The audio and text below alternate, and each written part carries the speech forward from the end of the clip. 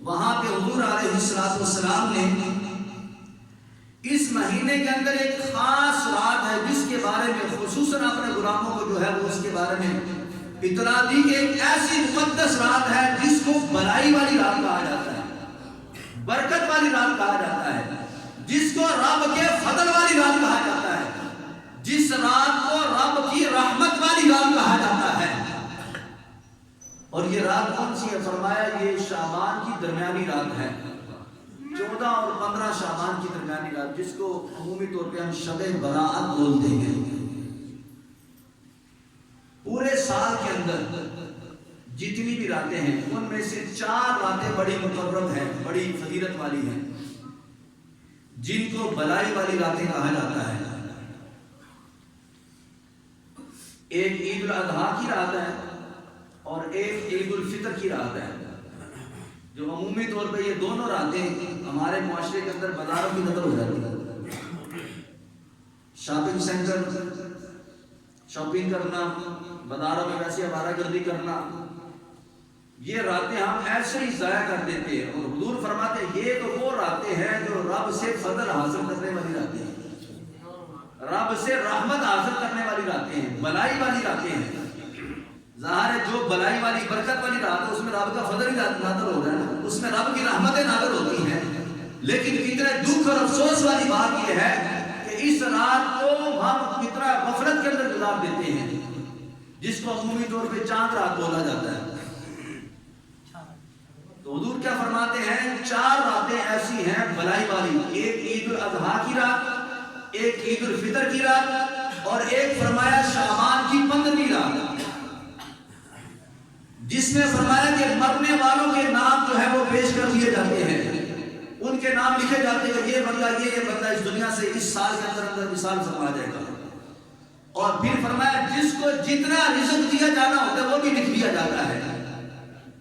اور تیسرے نمبر پر فرمایا کہ جن خوش نصیبوں نے حج کرنا ہوتا ہے ان کے نام بھی پیش کر دیے جاتے ہیں کہ یہ بندے جو ہیں وہ اس سال حج بیت اللہ کریں گے۔ اور چوتھی رات بیان فرمائی گی، فرمایا کہ عرفہ کی رات، جب حاجی صاحبان میدان عرفات کے اندر جو ہے وہ رات گزارتے ہیں، وہ جو رات ہوتی ہے وہ رات فرمایا کہ بلائی والی رات ہے۔ ہم تو یہاں پہ ہوتے ہیں جو حاجی صاحبان میدان عرفات کے اندر جو وقت گزار رہے ہوتے ہیں، تو یہ 4 راتیں، ان 4 راتوں میں سے ایک رات ابھی آنے والی ہے، ابھی 2 راتوں کے بعد وہ رات شروع ہوگی۔ تو اس رات سے پہلے اپنے آپ کو اتنا تیار کر لے، اپنا ذہن بنا لے۔ پچھلے سالوں میں کئی مرتبہ کئی دوستوں سے غفلت ہو گئی، نہیں وقت نکال سکے، نہیں رب کی عبادت کر سکے۔ اگلے سال کی گارنٹی کوئی نہیں ہے۔ اگر یقین نہیں آتا آپ اپنے خاندان کو دیکھ لیں، آپ اپنے علاقے کو دیکھ لیں، آپ جہاں پہ کام کرتے ہیں اپنے ساتھیوں کو دیکھ لیں۔ کئی ایسے ہوں گے کہ آپ کے ساتھی، آپ کے خاندان میں سے، آپ کے دوستوں میں سے کئی دنیا سے پردہ فرما چکے ہیں۔ یہ بھی ہو سکتا ہے ہمارے نمازیوں میں سے کئی ایسے ہیں جو پردہ فرما چکے ہیں۔ جیسے ہمارے الطاف صاحب تھے، وہ نماز جمعہ کی اذان پڑھتے تھے، پچھلے سال ہمارے ساتھ تھے، آج وہ نہیں ہیں۔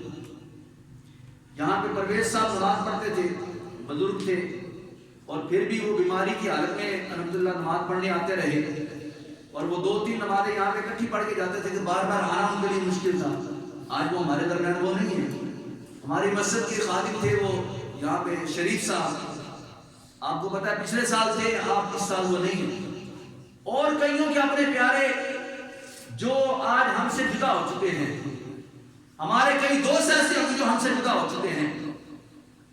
تو فرمایا کہ یہ وہ مقدس رات آنے والی ہے جس میں مرنے والوں کے نام اسرائیل کو پیش کر دیے جائیں گے۔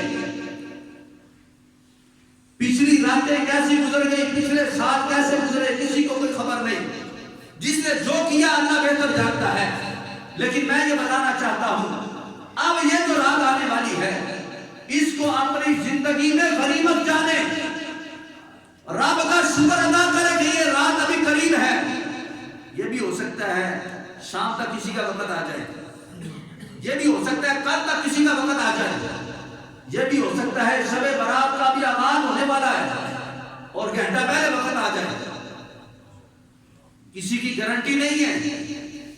اس واسطے نیت اگر بندہ کر لے کہ یا اللہ جو پہلے ہو چکا سو ہو چکا، آج جمعہ المبارک میں نیت کر کے جا رہا ہوں، مولا مجھے مہلت دینا شب برات تک کی، میں شب برات کو مانا چاہتا ہوں، نہ بھی مہلت ملی، زندگی نے وفا نہ کی، اللہ اس کا اجر ضرور عطا فرمائے گا۔ یہ اس امت کی خصوصیت ہے۔ میرے محبوب علیہ السلام فرماتے ہیں پہلی امت عمل کرے تب ثواب ملتا ہے، فرمایا میری امت عمل بعد میں کرتی ہے، نیت کر لے اللہ نیت پر بھی ثواب عطا فرما دیتا ہے۔ یہ چھوٹی بات نہیں ہے۔ اور میرے محبوب فرماتے ہیں جب وہ میرا غلام نیت کرنے پر جب عمل کر لیتا ہے، پہلے امتوں کو ایک عمل میں 1% ثواب ملتا تھا، فرمایا میری امت کو رب نے محروم نہیں کیا، ان جیسا ثواب نہیں عطا فرمایا، فرمایا من جاء بالحسنۃ فلہ عشر امثالھا، فرمایا ایک نیکی کرو کہ اللہ 10 گنا اجر عطا فرمائے گا۔ لیکن نیت خالص ہونی چاہیے، شرط یہ ہے دکھاوا نہ ہو، ریاکاری نہ ہو، لوگوں کو دکھانے کے لیے نماز نہ پڑھے، لوگوں کو بتانے کے لیے کہ جناب میں نے ساری رات عبادت کی، یا لوگوں کو جناب میں اسٹیٹس پہ لگا دیا دیکھو جناب میں نماز پڑھ رہا ہوں، میں قرآن پڑھ رہا ہوں، اور لوگوں کو بتا رہے کہ جناب میں تو ساری رات میں نے اتنے نفل پڑھے، اتنا صدقہ کیا یا اتنا قرآن پڑھا، لوگوں کو نہ بتائیں، جس کے لیے پڑھ رہے ہیں وہ جانتا ہے۔ اس واسطے یہ جو رات آنے والی ہے بڑی بابرکت رات ہے، اتنی بابرکت ہے، اتنی بابرکت ہے۔ میرے محبوب علیہ السلام فرماتے ہیں اللہ میری امت کے ساتھ دیکھو پیار کتنا کرتا ہے، اللہ میرے محبوب کی امت کے ساتھ محبت کتنی کرتا ہے۔ فرمایا اللہ میرے امت کے گناہ کاروں کو، جو نیکوکار ہیں وہ تو بخشے جائیں گے نیکیوں کی وجہ سے، جو گناہ گار ہیں ان کی بات ہو رہی ہے، جو سمجھتے کہ میں اس قابل نہیں کہ میں مسجد میں جاؤں، جو سمجھتے میں اس قابل نہیں کہ میں مسجد میں جا کے 4 رکعتیں نماز پڑھ لوں، میرے محبوب فرماتے ہیں ان گناہ گاروں کے لیے رب تعالیٰ جل شانہ نے یہ اتنے عام اور یہ اعلان فرما دیا ہے۔ میرے مصطفیٰ فرماتے ہیں بنو کلب ایک قبیلہ ہے عرب کے اندر، ایک گزرا ہے قبیلہ، وہ سب سے زیادہ عرب کے اندر بکریاں پالنے والے تھے۔ میرے مصطفیٰ فرماتے بنی کلب کے جو جانور ہیں، جو بکریاں ہیں، ان بکریوں کی تعداد کے برابر نہیں، بلکہ ان بکریوں کے جسموں کے اوپر جتنے بال ہیں، فرمایا ان بالوں سے زیادہ گناہ گار کے اللہ اس رات بخشش فرما دیتا ہے۔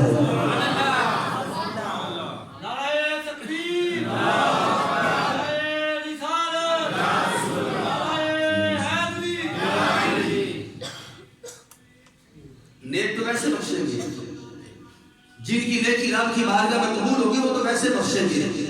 یہ ان کی بات ہو رہی ہے جنہوں نے جو سمجھنے کے مایوس ہو چکے ہیں، جو سمجھ کہ میں بڑا گناہ گار ہوں، میری تو بخشش نہیں ہونی، وہ 1 سے 4 گناہ اور کر لیتے ہیں۔ میں ایسے لوگوں کو دعوت فکر دے رہا ہوں، میں نہیں کہتا میرے مصطفیٰ کہتے ہیں، میں نہیں کہتا جس نبی کا آپ اور میں کلمہ پڑھتے وہ نبی فرماتے ہیں رب کتنا رحیم ہے، کتنا کریم ہے۔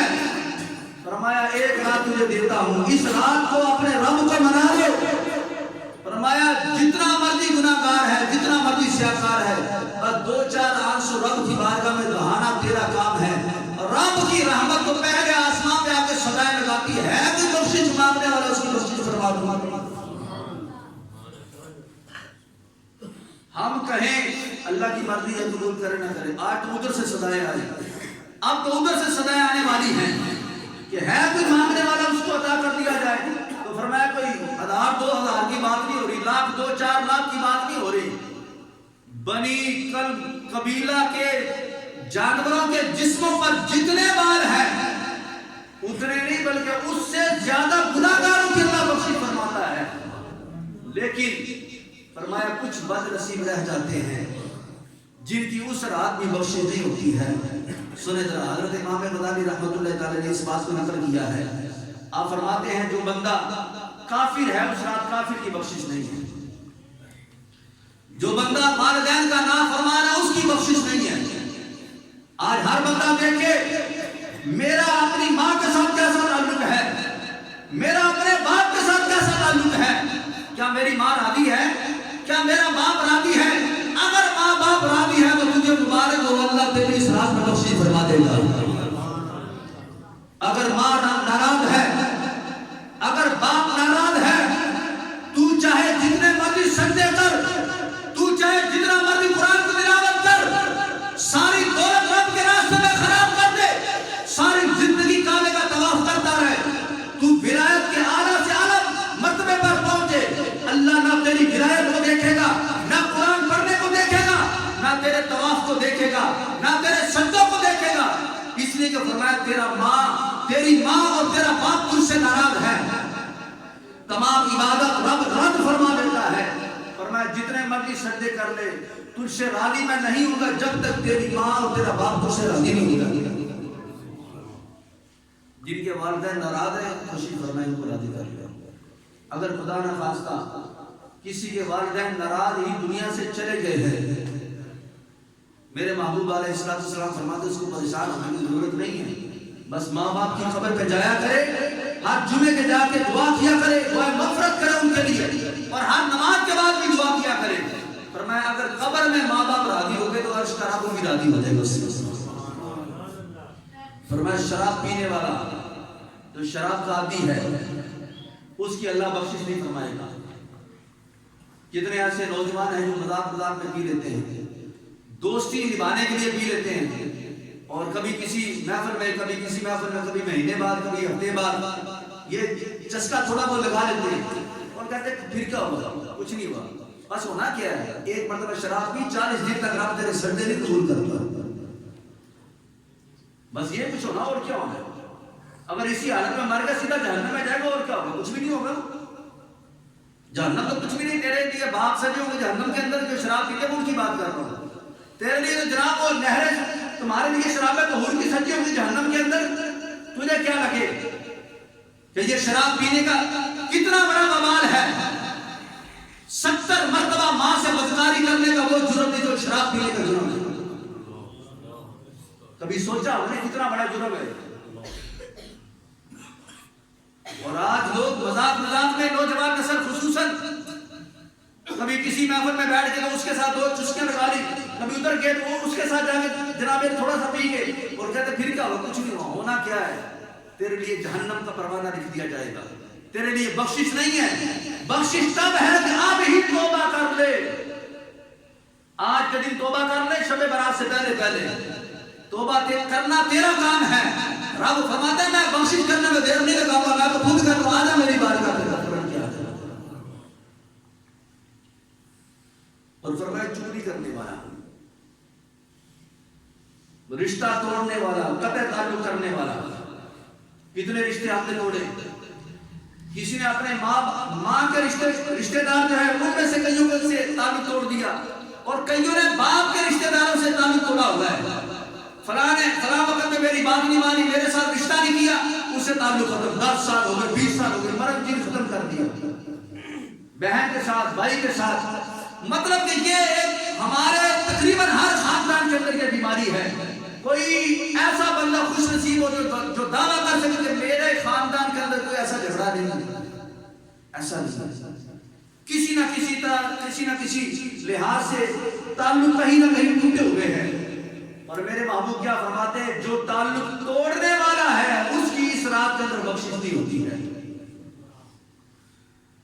گناہگار کی بخشش ہو جائے گی، تعلق توڑنے والے کی نہیں۔ اب تعلق توڑنے والا حاجی صاحب بھی ہو سکتے ہیں، کیوں جی؟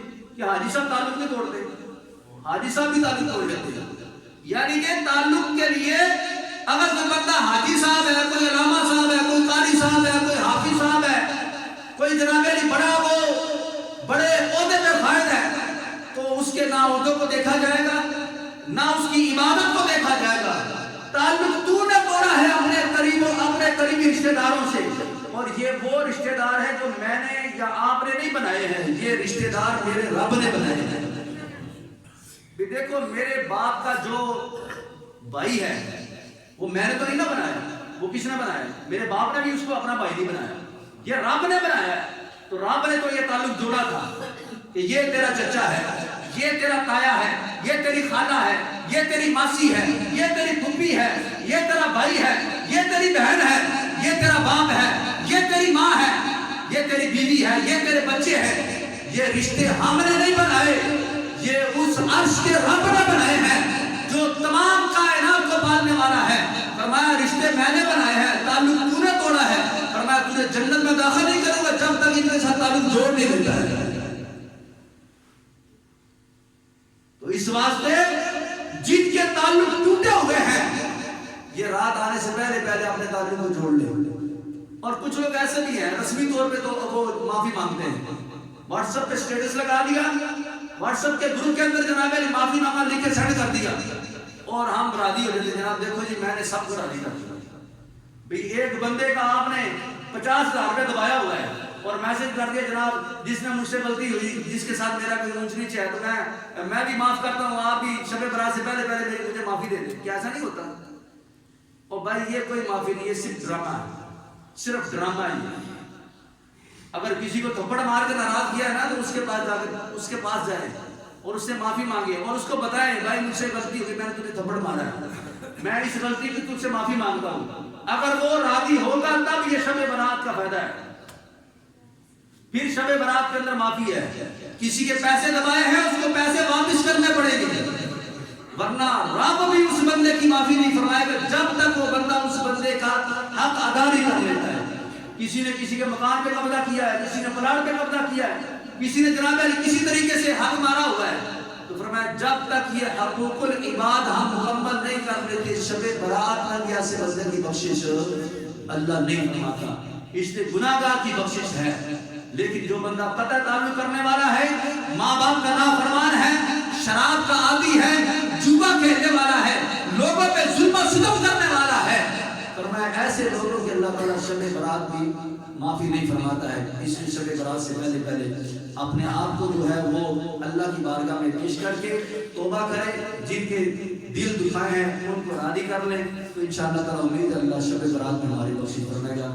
اللہ مجھے اور آپ سب کو عمل کی سمجھ کو توفیق عطا فرمائے. آمین. صلی اللہ علیہ وسلم.